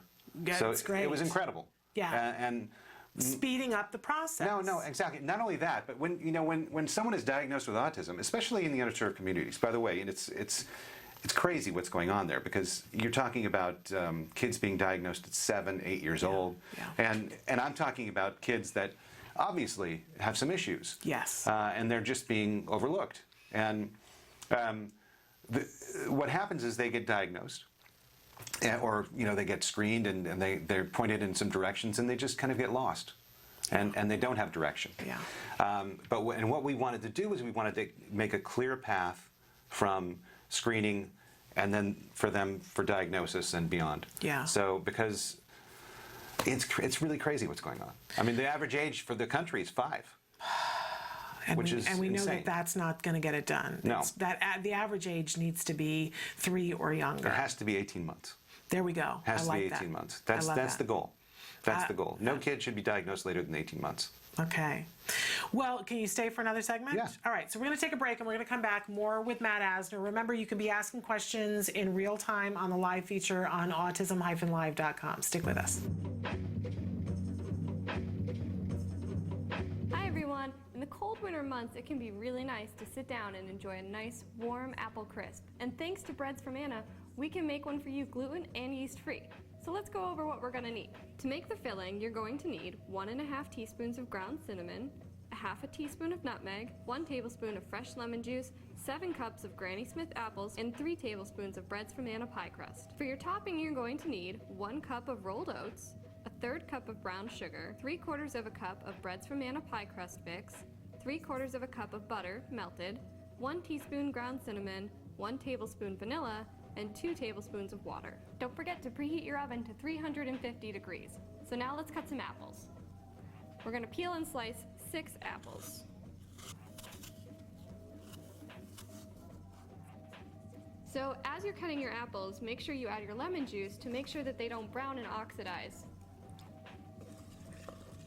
So once all my apples are cut and sliced, I'm going to go ahead and add the nutmeg, cinnamon, and the pie crust mix.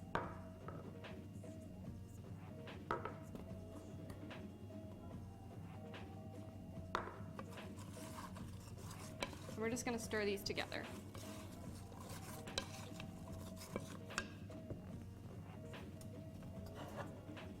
So we've got a 13 by 9, and we're just going to spray this with a little bit of grapeseed oil.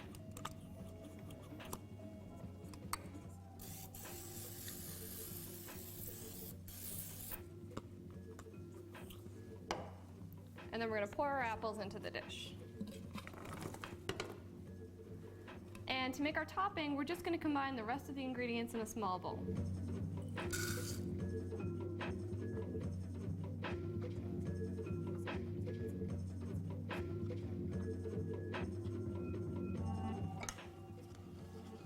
All right, that looks pretty good. We're just going to pour this evenly over the top of the apples, and we should be good to go.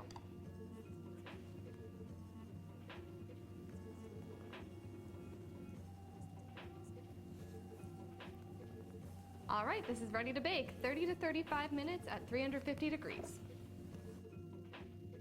It's been 30 minutes, so our crisp should be all done.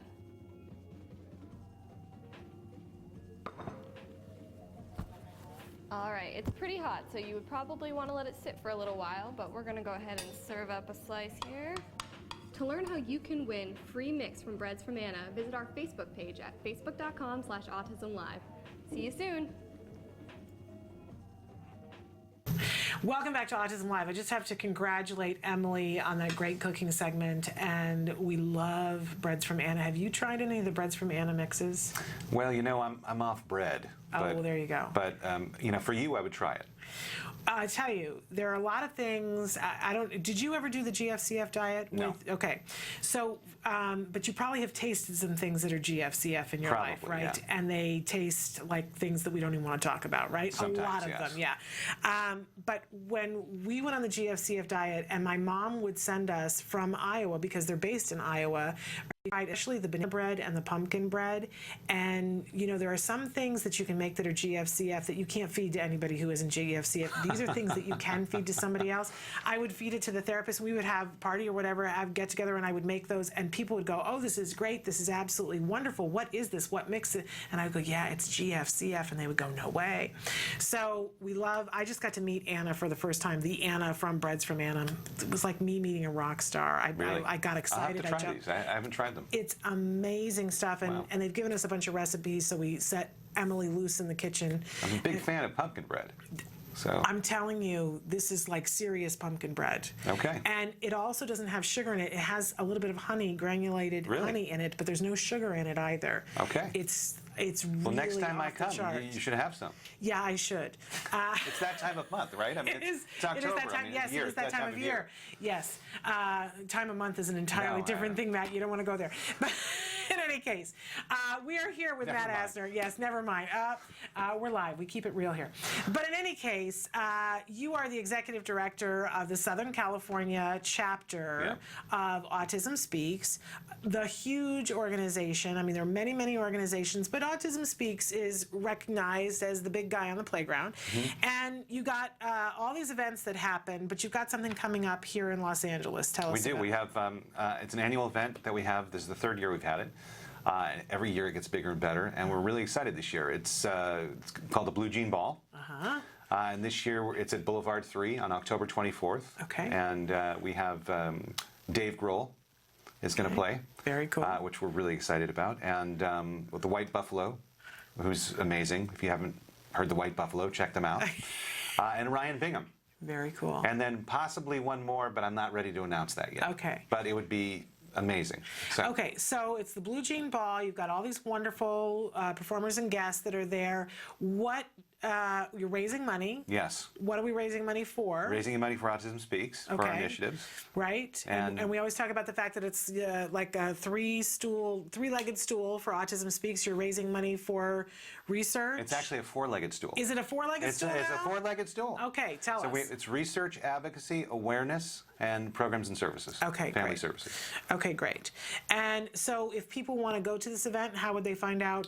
They can search the Google Okay. The Google. The Google.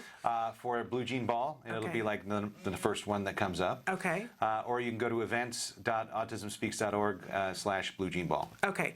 But it is a ticketed event, so It you is. have to have a ticket, and I would Yes. imagine that it's something that sells out, so you need to get the ticket in advance. We're very close to being sold out. Okay. Yeah. It's going to be worth it. It's going to be an amazing event. Going to have lots of good food. It's going to be fun. And I'm It's a sure you great get concert. to rub elbows with some amazing people that you wouldn't meet otherwise. You never know, Shannon. Never know.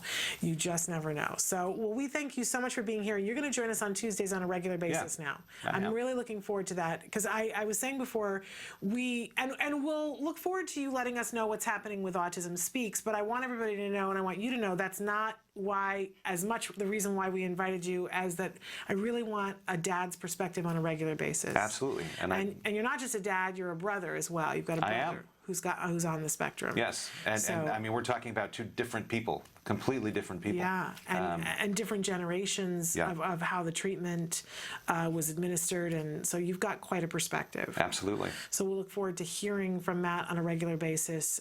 He'll come in and share things that are going on, whether it's Autism Speaks or at home. So Because thrilled my to have first you both. job, my first job is a dad. Yeah. That's my first job. Well, I'm sure that your wife would argue that you being a husband as well is. Well, we'll talk about that off air. All right, it's complicated. Okay. It's very complicated. All right, well, we won't go there. All right, we're just going into stepping into all the things we shouldn't step into today. All right. Let's go back to the time of month thing. Exactly. In any case, what a great note to leave it on. We're thrilled to have you and welcome you here to the show. We'll look forward to, we won't be here next Tuesday, but the Tuesday afterwards. So we're going to take a break and then we're going to come back. I've got some news to cover and talk about tomorrow because we're having Dr. Andrew Wakefield Skyping in tomorrow. Oh my goodness. It promises to be a very interesting day tomorrow. Yes, so the look of shock on your face. All right. No comment. No comment. Thank you very much. We're talking about a documentary, Who Killed Alex Sportakalis, with Dr. Wakefield. So stick with us. I'm going to be back after these messages.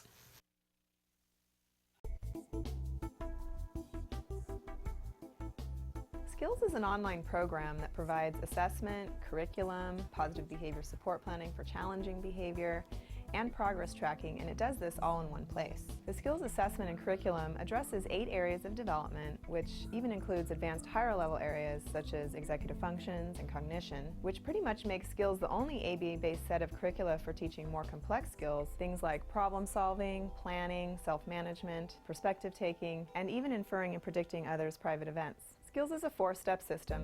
Step 1 is to add the child to your account. Step 2 is to start assessment. The skills assessment is the only ABA-based assessment with psychometric research demonstrating the language subscale to have excellent reliability. Every area of human functioning and typical child development from infancy to adolescence was researched, making the skills assessment the most comprehensive of its kind in the world, and we're quite proud of that. Skills is easy to use. Simply click Start Assessment and begin answering questions. Or simply type in a keyword, find specific activities to assess, and add activities to treatment. Step 3. Choose activities. Once you've completed the assessment, Skills selects from a pool of 4,000 activities categorized by age, level, and skill type to provide you with exactly those activities each child needs. Start by choosing a curriculum, then a lesson, and finally an activity.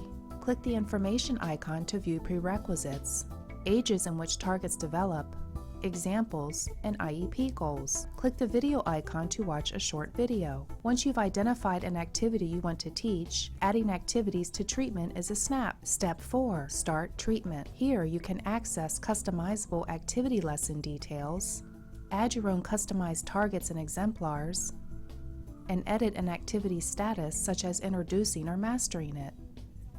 You can even print handouts such as worksheets, tracking forms, visual aids, and other materials. Skills also offers multiple progress charts mapping curriculum progress, lesson progress, and cumulative number of activities and targets mastered over time. The Skills language curriculum is categorized by verbal behavior type so that users can identify progress for verbal operants, such as echoics, mans, tacks, and interverbals. Skills is one of the only programs that provides the ability to write behavior intervention plans, or BIPs, for challenging behavior. With just a few clicks, the outline of the behavior intervention plan is written for you and ready to be printed and implemented. You can learn more about Skills today and get started by visiting us at www.skillsforautism.com, or you can call us at 877-975-4559. Skills. Progress starts here.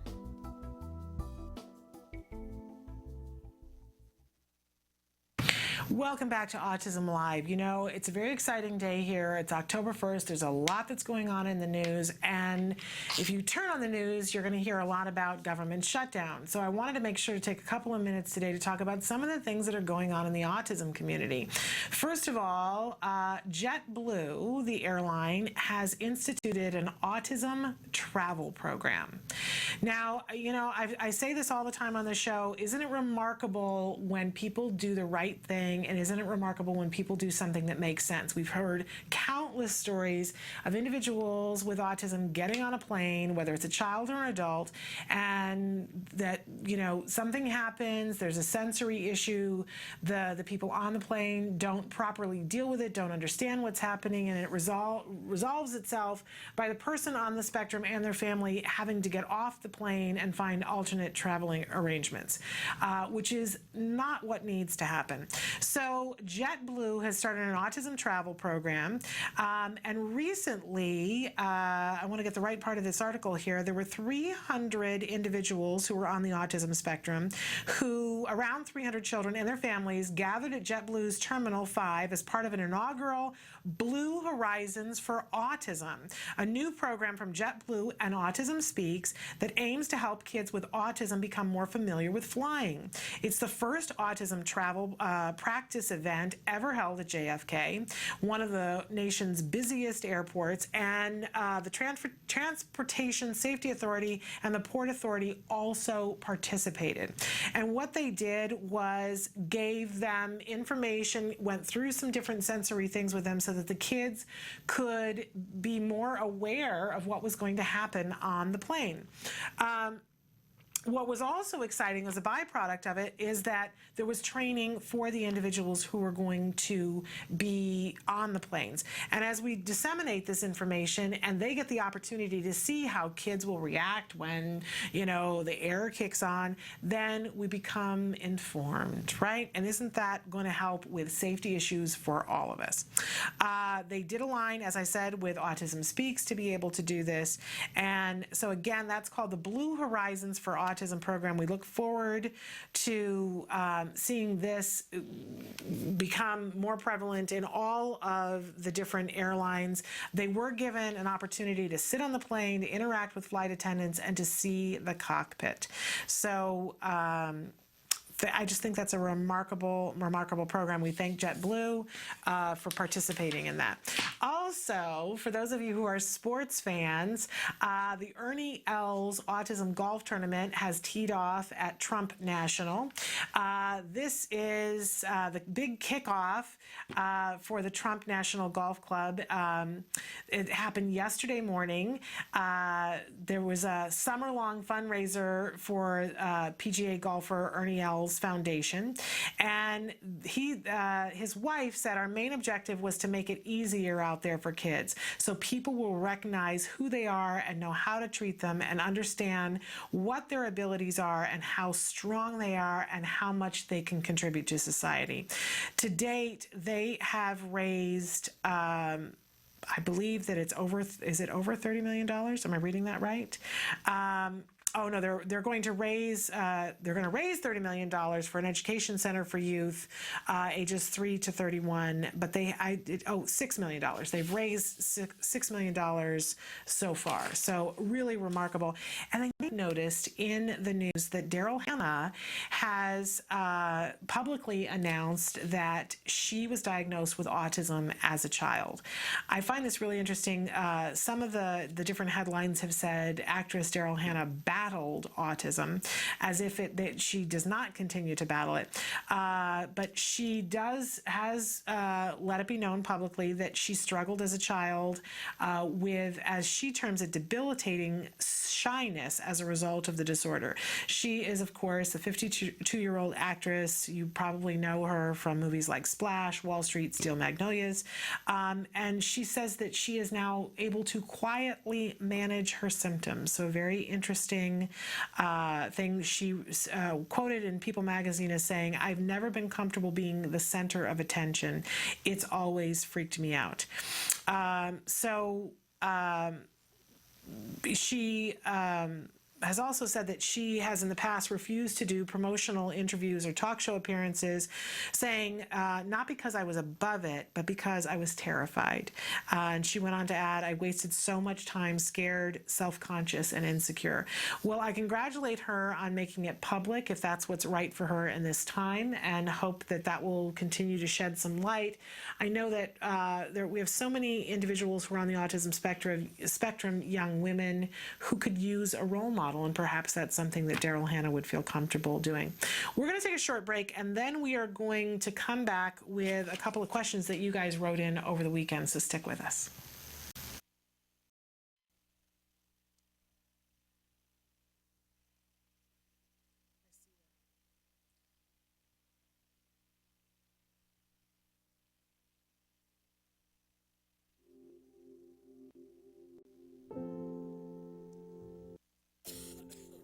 I'm Max Burkholder. Autism is a neurological disorder. It's an epidemic that affects more American children today than pediatric cancer, childhood AIDS, and juvenile diabetes combined.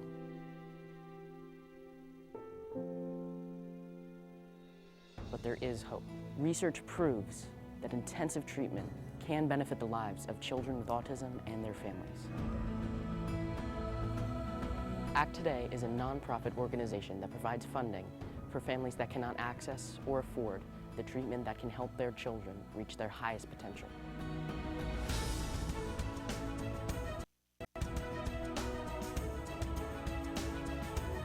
To learn how you can make a difference and help a child, visit act-today.org.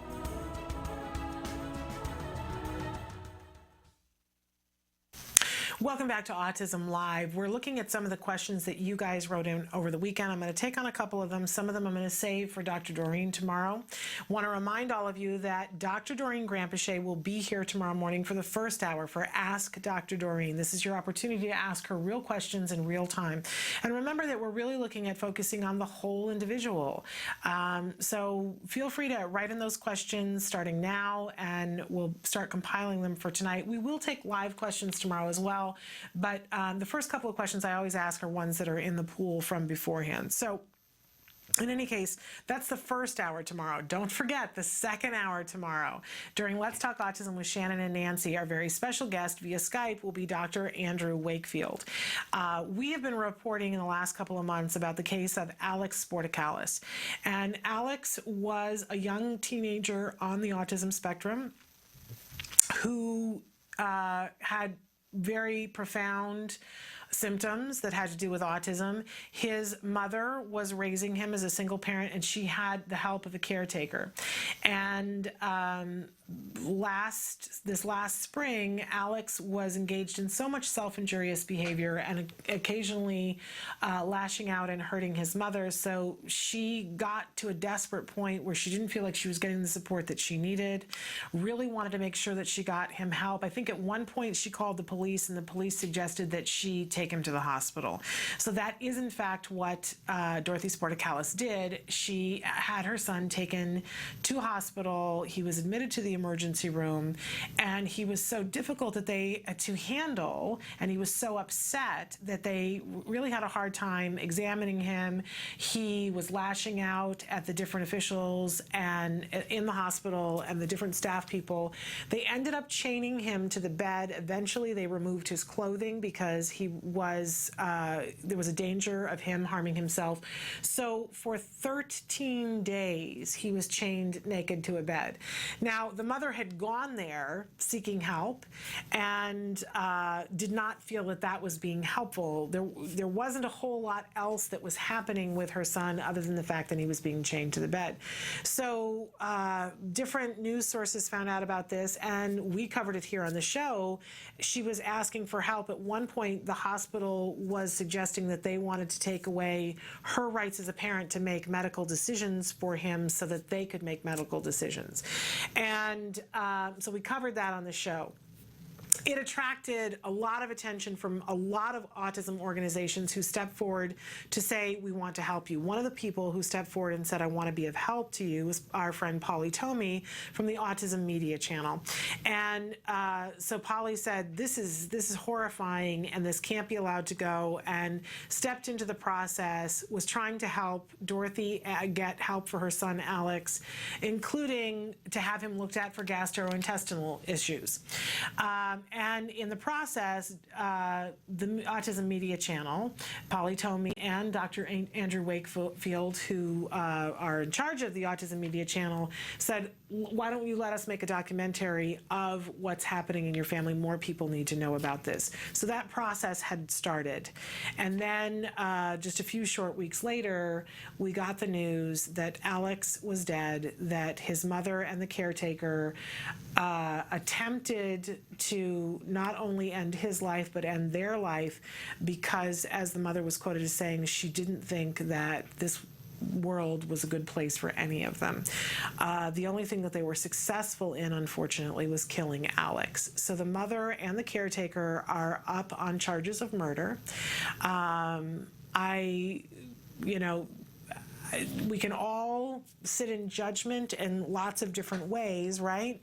But this was clearly a horrible, horrible outcome, a horrible, horrible situation. And Dr. Andrew Wakefield will be with us tomorrow via Skype to talk about the film, now the documentary, which has a much different ending than what they had hoped, and is now being called Who Killed Alex Sporticalis.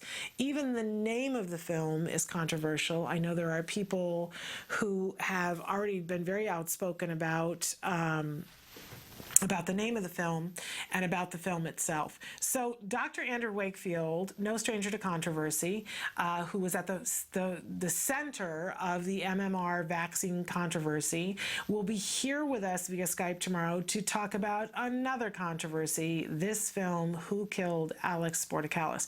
If you have questions for Dr. Wakefield or you want to ask questions in live time, you certainly can do that. That will be in the second hour tomorrow during Let's Talk Autism with Shannon and Nancy. So let's take on, we've got a couple of minutes here, let's take on some of the questions that you guys wrote in. Somebody wrote in and said, I would like to connect with parents who have high-functioning autism kids in late teens, in college, struggling with social life and study. Does skills work with a kid in college? Okay, this is a great question, and it's a two-parter for my taste, that you want to connect with other parents of those high-functioning kids. A couple of different places that I will give you as a resource that you can look at. One of them is wrongplanet.net. I would encourage, for not only for the parents of a child in teen years or going to college, to go there and check it out, but I would also encourage you to have your child adult check it out as well.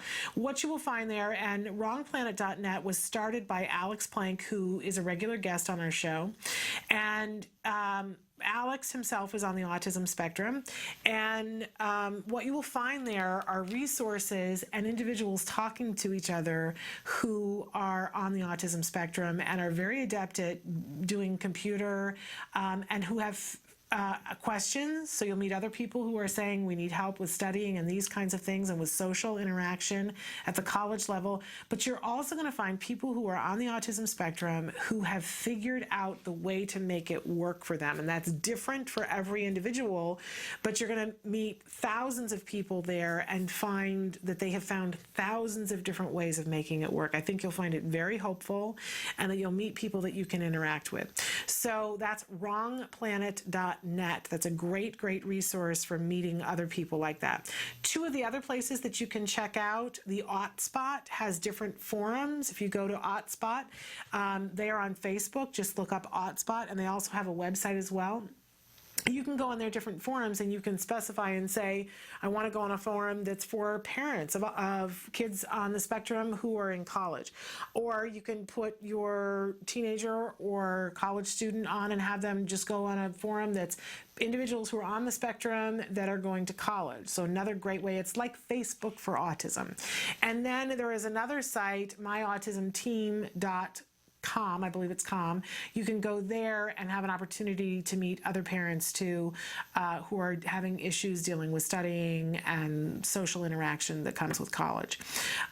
Okay, so that's the first part of your question, and hopefully that will help you to get connected in those ways. The second part of your question, does skills work with a kid in college? I would tell you that there are, and you've already mentioned being high functioning, there are a lot of things in skills that won't be appropriate for your college age student because they're well and far beyond them, right? But there are at least two, probably three areas of skills that may be very useful to your college age student. There are three curriculums: the cognition curriculum, the executive functions curriculum, and the social skills curriculum. And in particular, those three, I would guess that there are things that probably would be useful to a college age student who's on the autism spectrum because they were useful to me and they're useful to all adults. I know that primarily it is, people view skills as something, because the primary purpose of it was designed to help catch a child up, a child who is skill level younger than 9.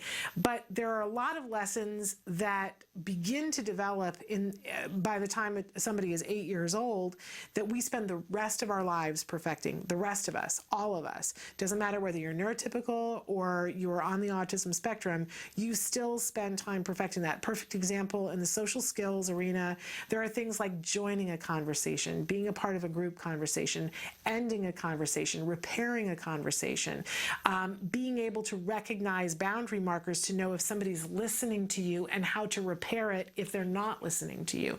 Those are things we could all use a refresher course on or a beginning course on.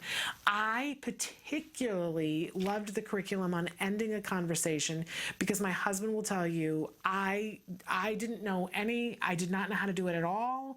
And then I looked at the skills curriculum and I've gotten much better at it. I'm still not brilliant at it. I'm a work in progress. But so you can work on all of those things. It becomes much easier with somebody who's older.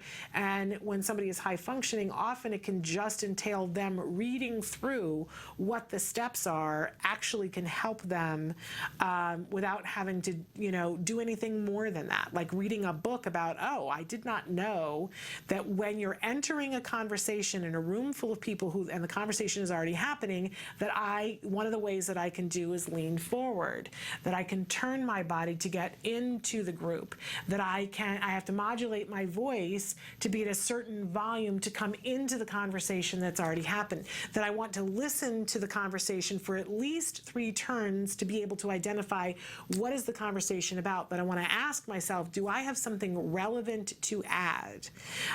Do I want to make eye contact with somebody who's speaking and gesture, make a gesture like, okay, I've got something to add? Do I want to watch to see if other people are making the gesture to see if they're about to chime in the next thing? All of these things that, I don't know about you, I never thought about before, but that once I read them and went, that's true, and I'm going to look for that now. I've never noticed that before. Help you to build the skill by being aware that there are that many different aspects of it.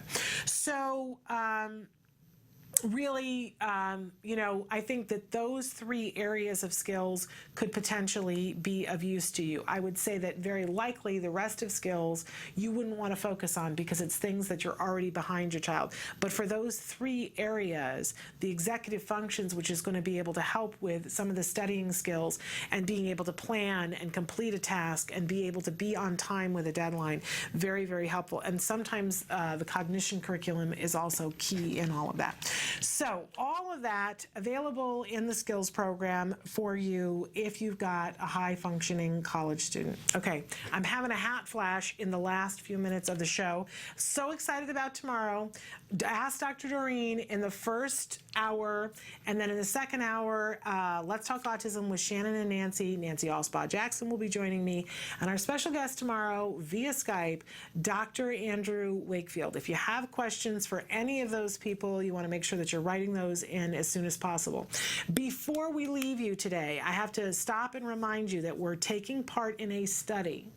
And for this study, we're asking participants to give their responses and perhaps participate in a focus group about programming. Be asked to watch some other shows as well, so that have to do with autism. Emily's starting to cycle through some of the different ways that you can get in touch with us here, and we're starting with the way that you can write to us if you want to participate in the study.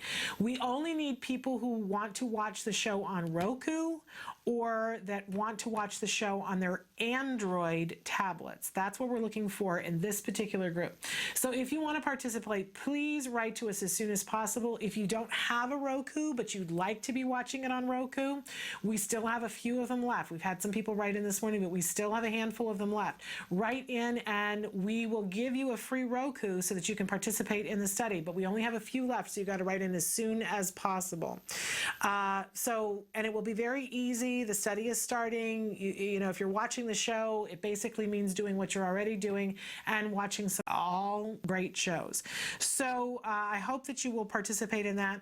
I also want to thank all of our guests today. We had some amazing guests and want to remind you that they all had a call to action. So if you want to see the Wretches and Jabberers event, make sure that you respond to that. Make sure that you're letting Jerry Brown know that you are supporting the self-determination bill. And then if you want to go to the Denim Ball, make sure that you RSVP to Autism Speaks for that. And don't forget that there is a town hall meeting tomorrow night in Los Angeles for finding jobs. So a very exciting thing. I hope that many of you will participate in that. And I want to thank all of our guests who were here today. Don't forget, if you want to participate in that study, write to us as soon as possible. We're going to leave you, but we'll be back tomorrow. Exciting show. Until then, please give your kiddos a hug from me. Bye-bye for now.